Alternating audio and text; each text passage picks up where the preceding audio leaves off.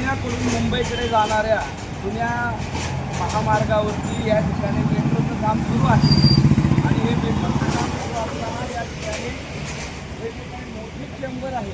त्याला दोन्ही बाजूने अर्धा फूट खड्डे पडलेले आहेत. ते चेंबर हलतंय.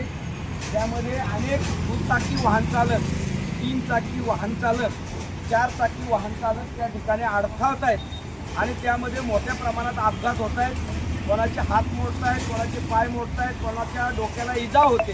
या संदर्भात महानगरपालिकेचे आयुक्त शेखर सिंग यांच्याकडे आम्ही तक्रार केली असता ते मेट्रोचे श्रावण हर्डीकर यांच्याकडे बोट दाखवतात आणि श्रावण हर्डीकर या संदर्भात कुठली गंभीरपणे दखल घेत नाहीत.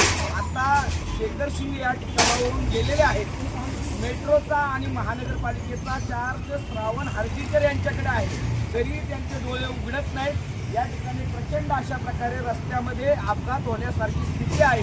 हे सगळे चेंबर खाली गेलेले आहेत. त्यामध्ये अनेक लोक धडपडत आहेत, अपघात होत आहेत. प्रशासनाने याची गंभीरपणे दखल घ्यावी आणि तत्काळ या समस्या सोडवाव्यात.